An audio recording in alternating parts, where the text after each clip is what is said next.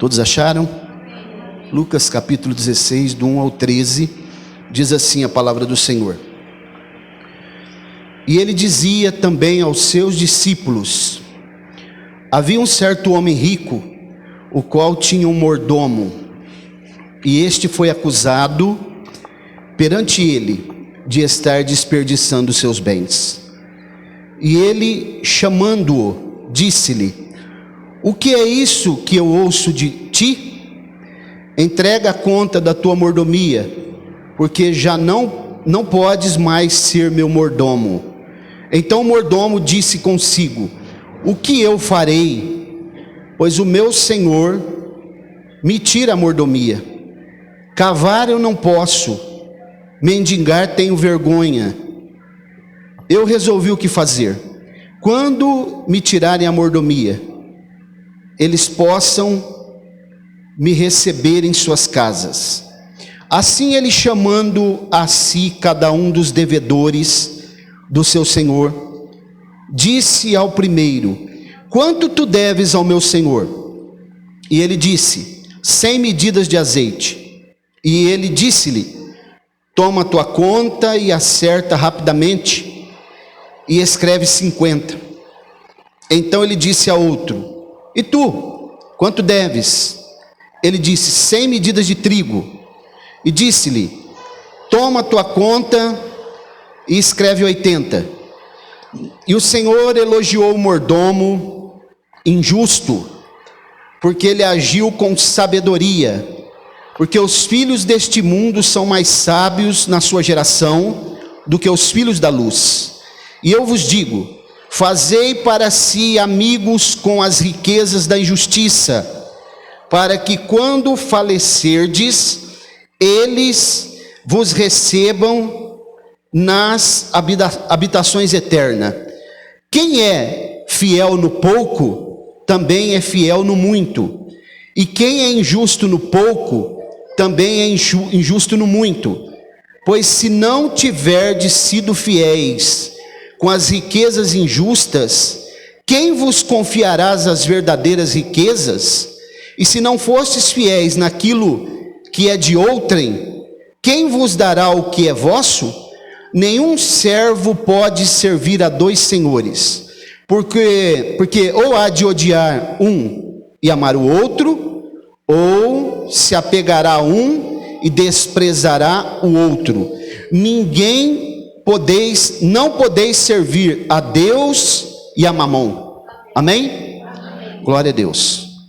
Pois bem, irmãos, aqui um texto narrado pelo evangelista Lucas sobre as palavras de Jesus, mais alguns ensinamentos de Jesus aqui nesse capítulo 16.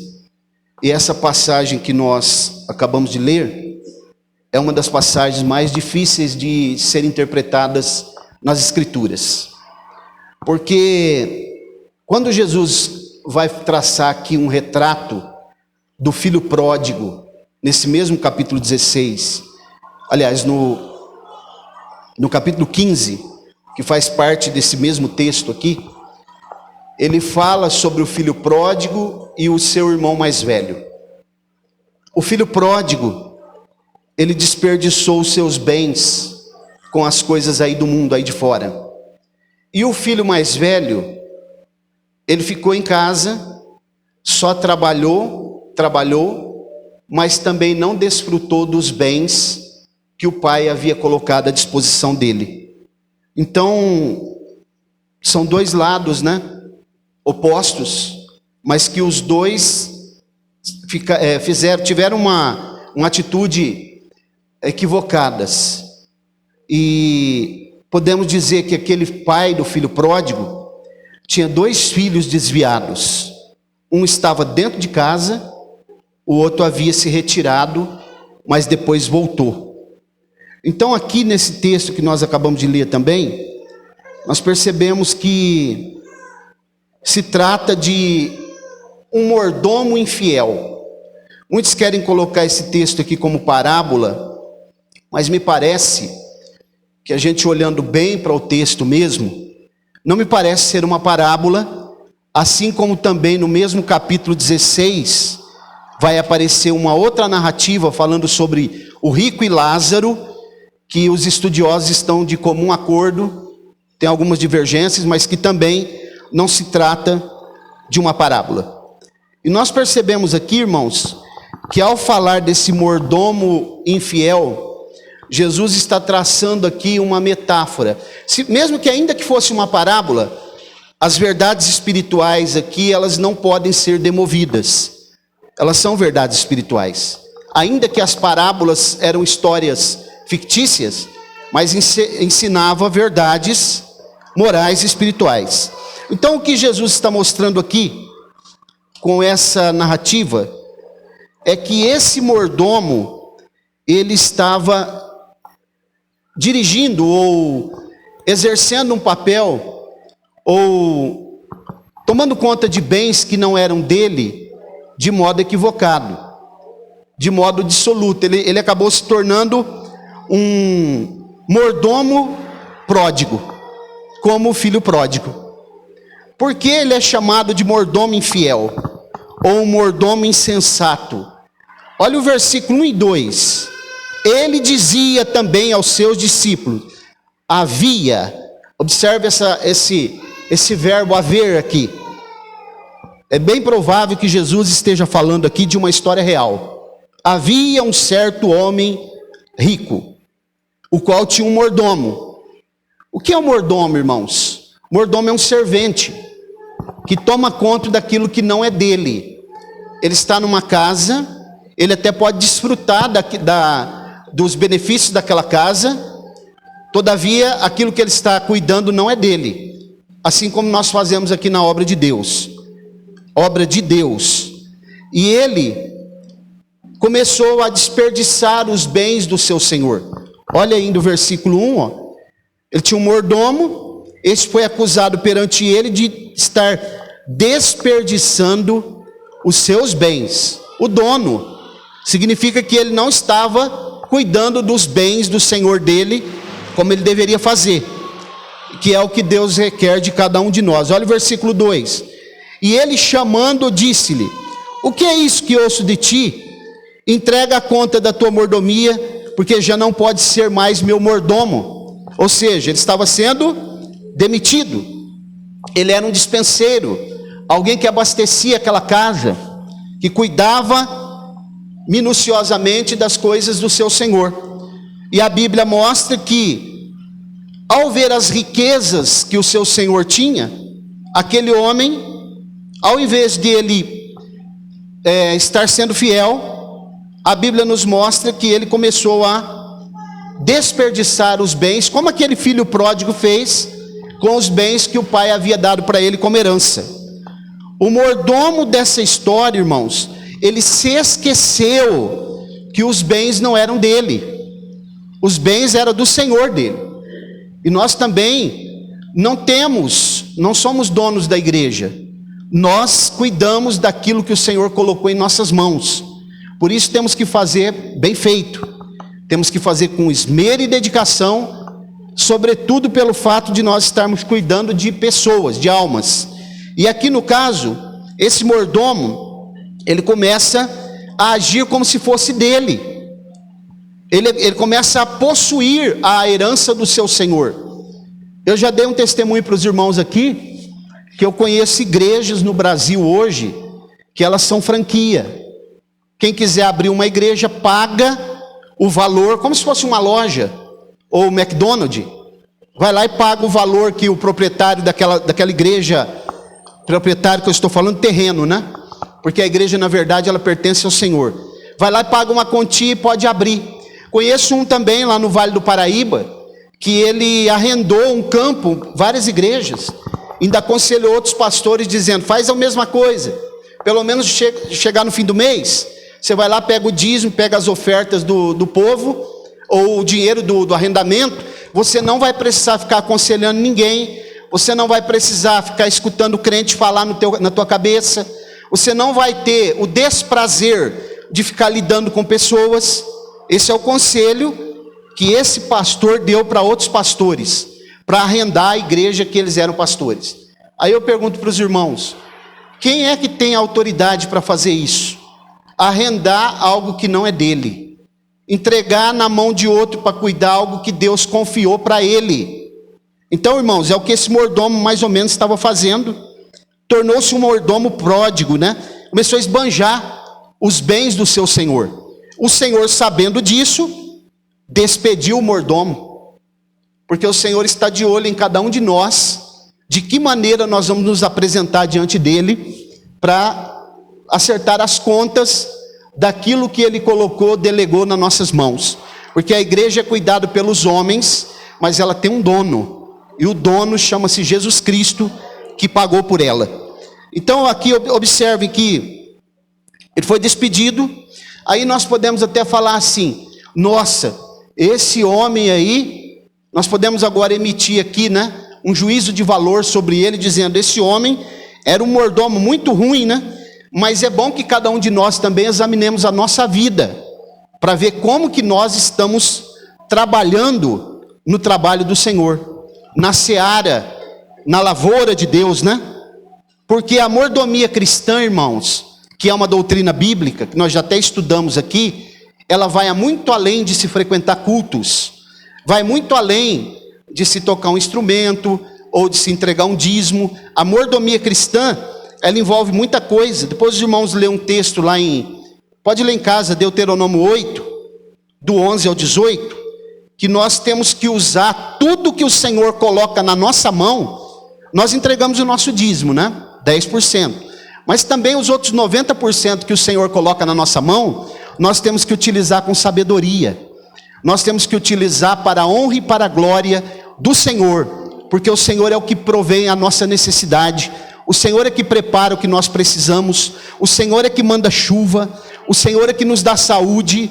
O Senhor é que prepara o emprego para que nós possamos ter o pão de cada dia. E se nós não tivermos saúde, nós nem levantamos da cama para ir trabalhar ou para ir buscar o pão. Então é necessário que a nossa vida, nós precisamos nos render a Ele e deixar que Ele cuide da nossa vida, e nós possamos fazer tudo segundo a orientação dEle. E quando nós entregamos um dízimo também, na igreja, você sabia que nós estamos exercitando a nossa mordomia cristã? Quando eu entrego 10% daquilo que Deus coloca na minha mão, eu estou exercitando para poder administrar o restante todo da minha vida, no tempo, nas finanças, nas atitudes, nas decisões que eu tomo. Tudo que nós fazemos precisa ser para a honra e para a glória do Senhor, como foi lido aqui pelo Danilo, Mateus 5,16: assim brilhe também a vossa luz diante dos homens, para que vejam as vossas boas obras e glorifiquem o vosso Pai que está no céu. Observe o versículo 3 até o versículo 8. Mesmo esse homem sendo um mordomo infiel, ele teve aqui um lampejo de sabedoria. Como assim, pastor Mauro? Quando nós lemos o texto aqui, por isso que é um dos mais difíceis de interpretar, dá uma impressão que Jesus está elogiando a atitude errada do mordomo. Mas não é isso. Observe o 3, ó. Versículo 3. Então o mordomo disse consigo: o que eu farei? Pois o meu senhor vai me despedir, vai tirar a minha mordomia. Cavar eu não sei. Quer dizer que esse homem, irmãos, ele não tinha preparo para fazer outra coisa a não ser servir o seu senhor. Então ele diz: eu não sei cavar. Mendigar eu tenho vergonha, pedir esmola no caso. Então o que eu vou fazer? Veio uma ideia na mente dele, e observe que a ideia que ele teve é algo que ele está premeditando para que ele possa construir para o futuro. Então aqui eu faço um paralelo para nós. O que é que nós estamos buscando aqui na igreja? Não é algo para o futuro? Não é o direito de vida eterna? E essa vida eterna virá com o futuro. Pode ser a qualquer momento para um de nós aqui, talvez até hoje ainda. Mas nós não chegamos lá ainda. Nós estamos buscando o porvir, algo que não chegou ainda. E é exatamente isso que esse mordomo, por isso que ele é um mordomo também que teve um lampejo de sabedoria. Porque ele pensou: eu já fiz tudo errado até aqui, mas pelo menos eu vou tomar uma atitude agora para eu poder garantir o meu futuro. E a Bíblia diz que ele, olha o versículo 3, ele chegou à conclusão que ele tinha vergonha de mendigar, não sabia cavar. Verso 4, resolvi o que fazer: quando me tirarem a mordomia, eles possam me receber em suas casas. Que casa que ele está falando aqui? Isso daqui, dentro de uma lição espiritual, Jesus está falando das habitações eternas, da vida eterna. Olha o que ele vai dizer, versículo 5. Então, assim ele, chamando cada um dos devedores do seu senhor, disse ao primeiro: quanto tu deves ao meu senhor? E ele disse: 100 medidas de azeite. Então toma tua conta, acerta rapidamente. Você vai acertar agora, mas pode escrever 50 aí. E assim ele foi fazendo até o versículo 8. O outro devia 100 medidas, ele falou: escreve 80. Ele está fazendo algo para o futuro, mas ele está fazendo de modo injusto, porque ele está fazendo com os bens do seu senhor. As pessoas não deviam só isso. Entretanto, o que representa isso? As riquezas aí de fora. Porque as pessoas aí de fora, elas utilizam o dinheiro que elas têm, as riquezas que elas ganham, de modo totalmente injusto. Nem todos, mas na sua grande maioria, fazem negócios ilícitos, ganham de modo ilícito, roubam seus patrões, ou então roubam seus funcionários, fazem coisas camufladas. Por isso que fala aqui as riquezas da injustiça, porque são coisas adquiridas de modo injusto, como esse mordomo está fazendo aqui. Agora, observe o texto, no versículo 8: e o Senhor elogiou o mordomo injusto, porque ele agiu com sabedoria, porque os filhos deste mundo são mais sábios na sua geração do que os filhos da luz. Porque quando eles vão fazer negócios, eles saem na frente do povo. A Bíblia fala de um homem, lá no livro de Jeremias, é um homem chamado Recabe. Ele era o líder dos recabitas. E um dia, para testar, alguém chega neles, e havia uma aliança na casa de Recabe, que eles não poderiam morar em casas, eles deveriam habitar em tendas, povo nômade, não poderiam beber vinho. E alguém chegou e disse: bebe vinho. E ele disse: nós não podemos beber vinho. Eles não eram, os recabitas não eram do povo de Deus, não faziam parte do povo de Deus, mas eles disseram: nós não podemos beber vinho e não podemos morar em casas, porque existe uma aliança entre o nosso Pai e Deus, e nós não podemos, entre nós, melhor dizendo, e o nosso Deus. Então nós não podemos fazer isso. Então aí vem esse texto, que os filhos das trevas são mais prudentes do que os filhos da luz, porque às vezes nós, como os filhos de Deus, quebramos as alianças. Então por isso que há aqui, não é que Jesus está elogiando o comportamento equivocado, o comportamento desonesto desse mordomo, é a maneira com que ele conseguiu entender que ele precisava fazer alguma coisa, aproveitar uma oportunidade para ele poder fazer o seu futuro. E quando ele diz assim, no versículo 9, diz assim: eu vos digo, fazei para si amigos com as riquezas da injustiça, para que quando falecerdes, morrerdes, eles vos recebam nas habitações eternas. Isso aqui está dizendo o seguinte, que as pessoas poderiam pegar suas riquezas, ainda que elas vieram de modo que talvez ela nem saiba, porque quando a gente pega um dinheiro na mão, a gente não sabe de onde veio, de que maneira veio, não sabe aonde esse dinheiro passou. Ainda que esse dinheiro seja de injustiça, aplicar no reino de Deus, para ganhar almas para o reino de Deus, porque quando ele chegar nas mansões eternas, as pessoas que ele ganhou para Jesus estarão esperando ele lá. Mas se ele nunca ganhou ninguém, quem estará esperando ele lá? Por isso que a Bíblia diz assim, eu vos digo, fazei para si amigos com as riquezas da injustiça. Todo o dinheiro que vem na mão da pessoa, se ele puder aplicar um pouco no reino de Deus, enviar uma oferta para um missionário, dar uma cesta básica para alguém, comprar folhetos para evangelizar alguém, entregar. Você sabia que tem mega empresários, que eles não são crentes, mas eles mandam oferta para as igrejas, eles compram cestas básicas e entregam nas igrejas, porque eles entendem esse princípio aqui, que aquele dinheiro poderá ser utilizado para que alguma pessoa seja salva. Nós não falamos aqui no culto de missões? Missões se faz de 3 maneiras: com os pés daqueles que vão, o joelho daqueles que oram e as mãos daqueles que contribuem.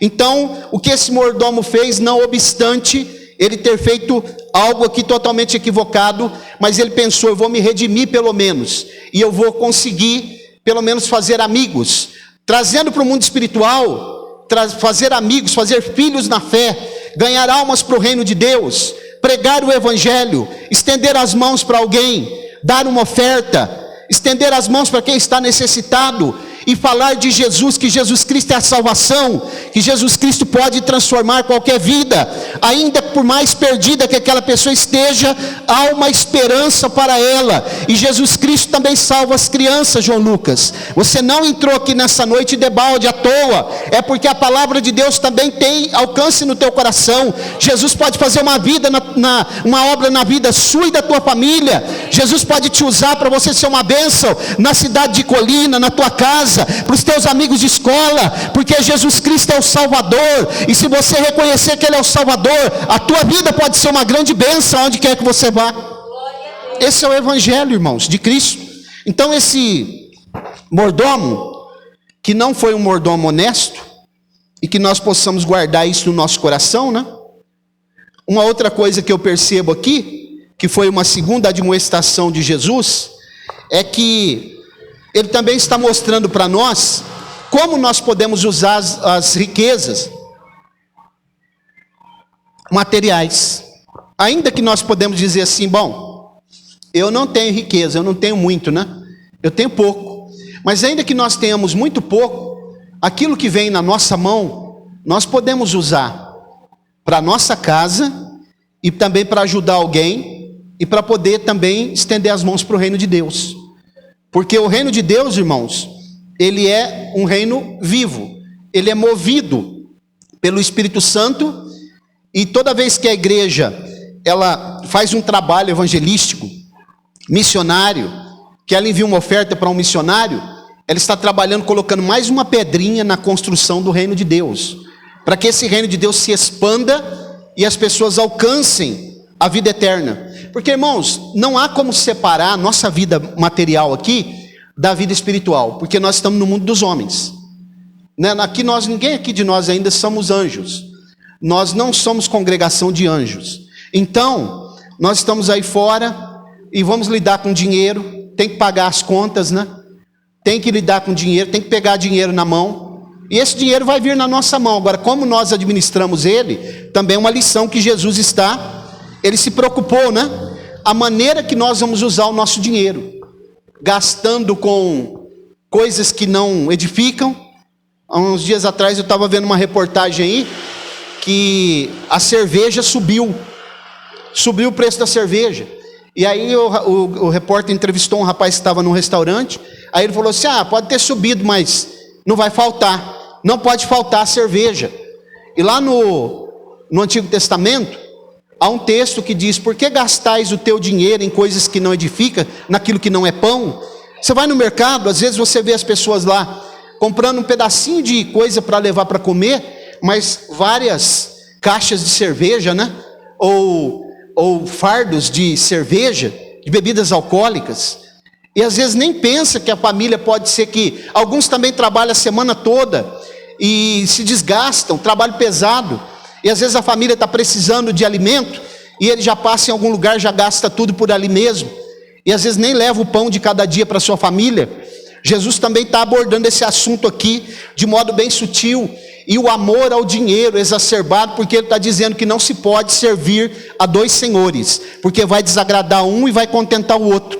E um que ele está chamando aqui de mamon são as riquezas, é o dinheiro. É aquilo que vem, é o dinheiro, é a vida financeira da pessoa. Muitas pessoas têm o dinheiro como Deus. Eu já dei um testemunho aqui. Um dia eu estava ali na cidade, ali na rua 7, e tinha um senhor lá. E eu comecei a falar de Jesus com outro homem que estava conversando comigo, e ele se aproximou. E ele disse assim, ele bateu assim no bolso, aí falou assim: meu Deus está aqui, Isso aqui que é o meu Deus. Isso aqui que estudou meus filhos, com isso daqui eu comprei um sítio que eu tenho aqui em Minas, eu tenho meu comércio aqui, ó. Isso daqui esse é o meu Deus. E aí eu fiquei pensando, o Deus desse senhor é o dinheiro. E no momento que ele for entrar nas casas eternas, como está falando o texto aqui, como é que esse homem vai poder entrar lá? Quem receberá ele lá, irmãos? Quem vai estar esperando ele quando ele tiver que atravessar um local que a Bíblia mostra, chamado Vale da Sombra da Morte, onde os salvos, os anjos já estão aguardando ele para atravessar com ele, mas as pessoas que não são salvas são entregues para os verdugos, que são carrascos, demônios, que a Bíblia narra. Esse homem, entendendo que o Deus dele era o dinheiro, esse que falou isso para mim, onde ele passará a eternidade dele? Então Jesus está abordando essa questão aqui, né, lá em 1 Timóteo 3, do 3 até o 8, Paulo vai falar sobre essas questões aí de dinheiro, sobre 1 Pedro 5, 2 também, né, e que nós devemos vigiar muito sobre isso. Então, irmãos, como está a nossa vida em relação ao dinheiro, a administração do dinheiro? Jesus também fala sobre isso. E a Bíblia nos dá muitas admoestações sobre ser honesto. Esse mordomo não foi honesto com as coisas do seu senhor, mas houve um arrependimento nele. Ele pensou no futuro, que traz uma metáfora para nós de nós pensarmos na vida eterna. Nós já pensamos na vida eterna hoje? Se amanhã Jesus voltar ou voltar ainda hoje, aonde nós passaremos a eternidade? Aonde nós estaremos? Tem alguém que talvez já partiu para o Senhor, que nós evangelizamos, que nós entregamos um folheto, que poderá nos esperar lá na eternidade, estará aguardando nós com ansiedade, quando nós chegarmos lá do outro lado no paraíso? E por fim, para terminar, Jesus vai admoestar também, que nós devemos ser firmes nos nossos propósitos, naquilo que nós pensamos em fazer, né? O versículo 13, ele diz assim, ó: nenhum servo pode servir a dois senhores, porque ou há de odiar um e amar o outro, ou se apegará a um e desprezará o outro. Não podeis servir a Deus e a Mamon. Significa o quê? Que quando eu tomo uma decisão de quem eu quero servir, eu preciso ter propósito, eu preciso ter direcionamento, ir até o fim, não perder o foco de maneira alguma, ainda que no meio do caminho possa aparecer o tal do mamon, dinheiro, fama, alguma coisa para roubar a minha atenção, alguma coisa para me fazer desviar do caminho, alguma coisa que possa me fazer desprender das coisas de Deus, porque muitas pessoas pararam por meio do caminho, não conseguiram, como o deserto, né? Como o deserto, que é uma metáfora da vida, de escassez, solidão, falta de água, né? Não tem chuva, a precipitação de chuva no deserto é muito pequena, temperaturas oscilantes, perigos. O deserto é um tipo da nossa vida. Quantos caíram pelo deserto? Por exemplo, o povo de Israel mesmo, vai ter relatos na narrativa bíblica, de muitos deles morrendo pelo caminho, desistindo, rebelando-se, porque precisa ter foco. Como eu disse aqui ontem, que Deus disse para Daniel, hoje né ainda, tu porém Daniel, vai até o fim, não pode parar, não pode olhar para os obstáculos, não pode olhar para as dificuldades. Vamos ter dificuldades, nós estamos aqui para louvar o nosso Deus, vamos ter dificuldade de pensamento, nós somos um grupo, às vezes teremos também divergências, mas uma coisa é certa, o nosso foco é único, é o Senhor Jesus, a nossa esperança é única, é morar no céu, o nosso caminho é único, é o caminho estreito, a porta estreita, apertada, porque no final desse caminho Jesus está de braços abertos, aguardando aquele que for até o fim, que não se deixar desvanecer, não se deixar perder a atenção pelas coisas que estão no meio do caminho, as barreiras, as dificuldades, os obstáculos que nós teremos que atravessar, como aquelas corridas de obstáculo que os atletas têm que correr e ainda pular o obstáculo, de vez em quando um deles cai, se machuca, fica pelo caminho, mas o fato é que nós estamos correndo uma carreira, o nosso alvo é o céu, a nossa esperança é o céu, Jesus é o nosso Salvador, nós estamos olhando para Ele, e as coisas vão acontecendo, muitos vão caindo, soldados vão morrendo próximo de nós, mas a guerra não vai ser perdida, porque o general está na frente, o nosso Deus que nunca perdeu batalha, é Ele que está conduzindo. Agora Ele requer uma coisa de nós, que nós sejamos mordomos fiéis. Mordomos fiéis.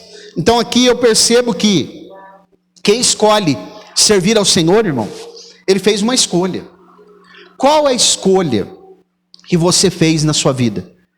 Servir ao Senhor, pastor Mauro. Então nada pode fazer com que nós percamos o foco. Muitas situações vão se apresentar todos os dias, em casa, no trabalho, pessoas que nós vamos conhecer, na própria igreja, dificuldades que nós vamos ter, mas nós precisamos pensar, eu tenho um alvo, o meu alvo é chegar lá, o meu alvo é ver o meu Salvador, o meu alvo é estar com Ele, o meu alvo é morar na Nova Jerusalém, entrar na cidade pelas portas, ser reconhecido como alguém que administrou as coisas de Deus com fidelidade, ainda que nós vamos falhar muito, porque estamos aqui ainda, estamos sendo aperfeiçoados, é só ler o capítulo 4 da carta aos Efésios, ainda estamos sendo trabalhados por Ele, Ele ainda está como bom carpinteiro, trabalhando na nossa natureza. Madeira de acácia na Bíblia tipifica a natureza do homem, Ele está tirando os nós, quando Ele vai tirando os nós com o formão de carpinteiro, vai doer algumas vezes, nós vamos ter dificuldades, as feridas que estão abertas, Ele está colocando bálsamo, só que quando Ele colocar o bálsamo, é como mertiolate, vai arder, mas vai curar, e nós vamos alcançar aquilo que nós estamos procurando, aquilo que nós estamos correndo, a carreira que nós estamos correndo.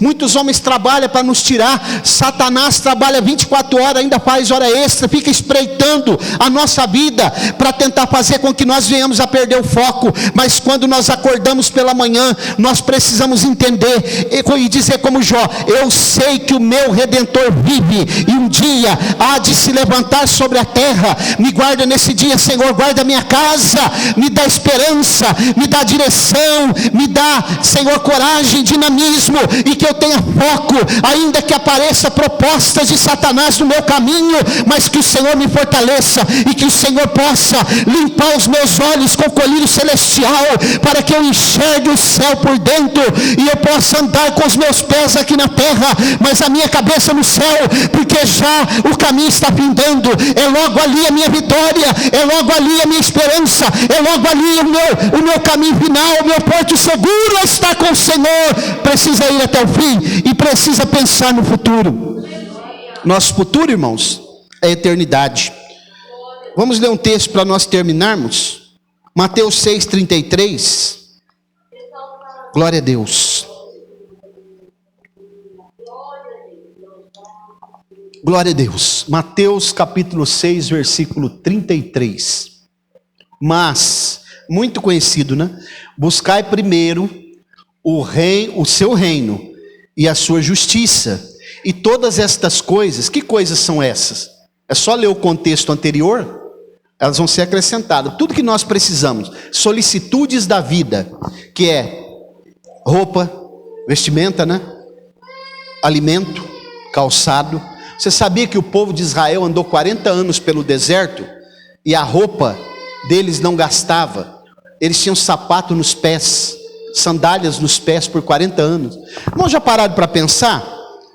A gente fazendo uma conta meio por cima daquele povo, 600 mil homens de guerra só, fora mulheres e crianças. Se a gente fizer uma conta mais ou menos, vai dar no mínimo de 2 a 3 milhões de pessoas, no mínimo. Os irmãos já pararam para pensar a quantidade de alimento e água que precisa para alimentar de 2 a 3 milhões de pessoas por 40 anos? É a população de Belo Horizonte, de Brasília, de Salvador aproximadamente. Os irmãos já pararam para pensar? Deserto não tem, irmãos, alimento, não tem água. 3 milhões de pessoas por 40 anos, e não faltou nada para eles. Veio maná e veio água. Hoje, conversando aí com o pastor Sidney, ele disse assim: pastor Mauro, o maná e a água está caindo. Só que eu estou sentindo o calor do deserto, porque eu estou passando algumas lutas aqui. Então, irmãos, o calor vai nos fustigar sim, mas à noite a brisa vem. Deus vai soprar a brisa suave sobre nós. E ele diz, o salmista diz assim: o choro pode durar uma noite, mas a alegria vem pela manhã.